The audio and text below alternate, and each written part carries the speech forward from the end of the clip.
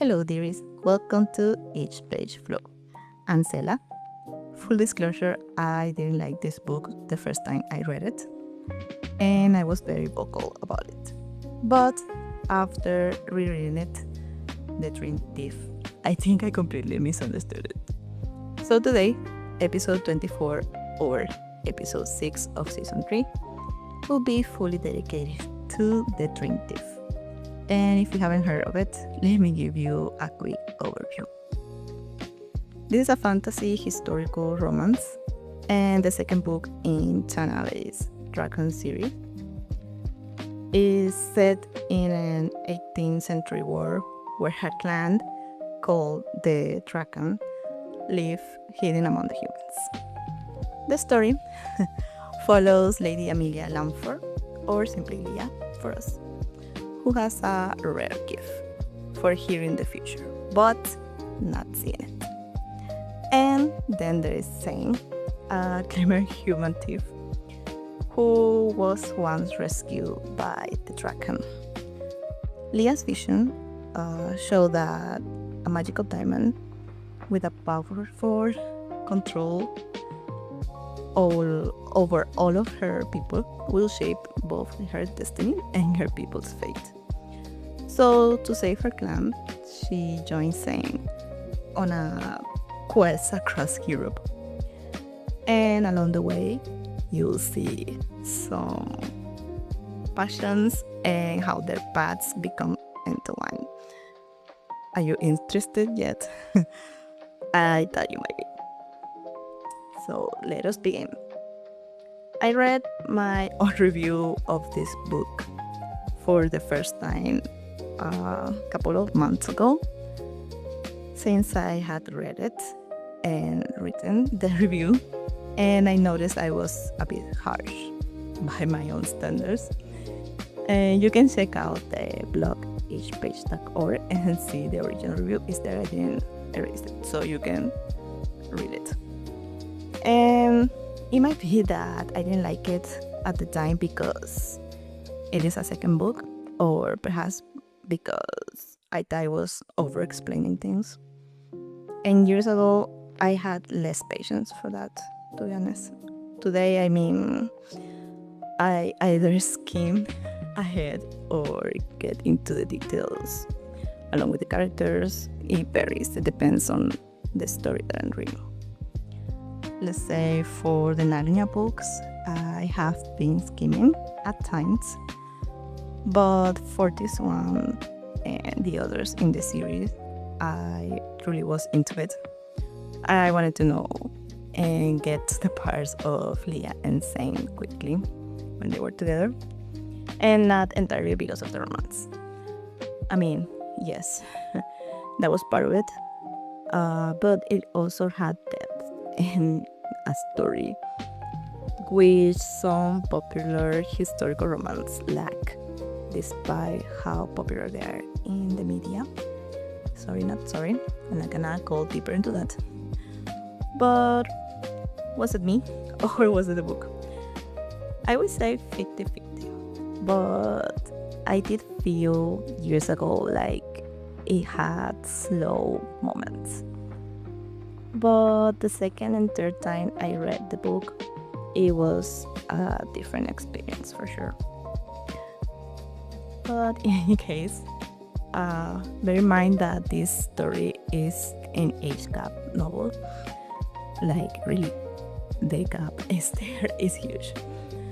At least for most people. I don't judge that much anymore. I actually got used to most of this. But would I have judged this relationship differently if it wasn't set in the 1700s? Like I said, I don't think so, because I have read multiple romance novels nowadays that have age gap and they're fine. I mean, it doesn't bother me that much anymore. But it did help that this book was set in that time, because you usually go, oh, that was normal at the time, so it's fine. I do go a bit deeper into Leia and Zane on the blog. I have a dedicated post about them, and spoiler heavy and everything. If you want to read it, you can, but be warned, there are spoilers on it. Now, Lia, she did get on my nerves, as most lead female characters do.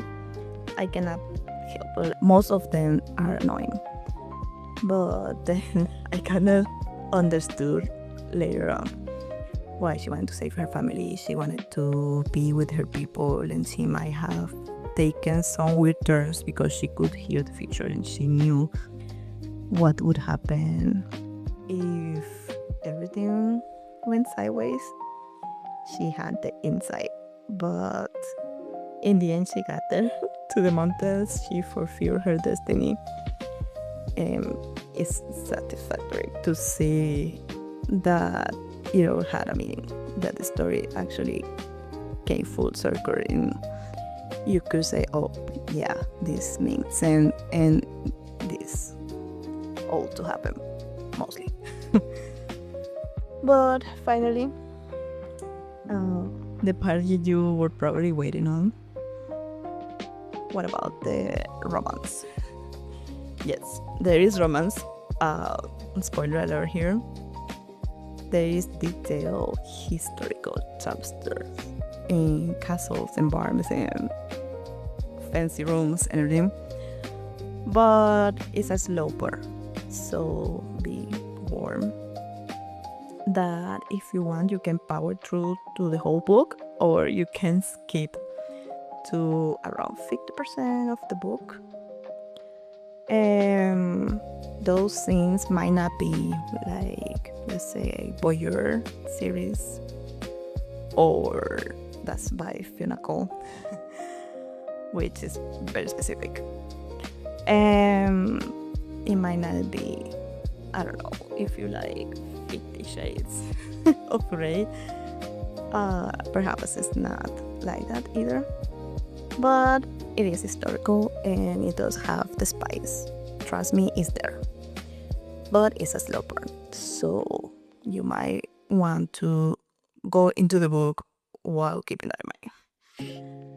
You have to like the fantasy and the romance combined to be able to read these books. So, anyways, in this book, there are levels. There's family, history, extra sideways stories that you will need if you plan to read the whole series. You can read it as a standalone, but The Smoke Thief is the first book in the series. If you have not read it and you want to know what happens before that, yes, you will need it here, but you can read The Dream Thief as a standalone for the most part because the characters are different. However, there are other books in this series that follow the same story and are all part of the same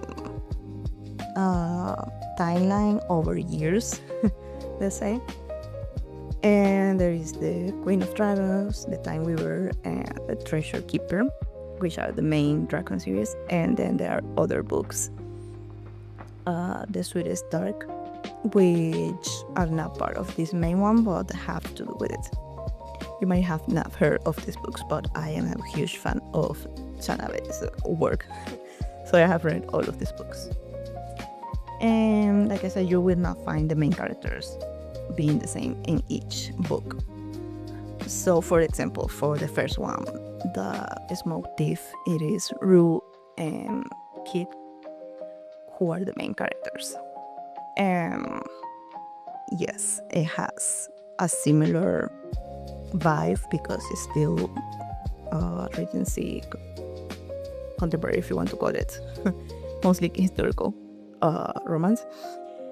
And it is just as equally interesting. Don't get me wrong, I didn't do it the first season of the podcast, which was dedicated to books, the first books, and I decided to go with The Dream Thief on season 3 because I wanted to talk about it.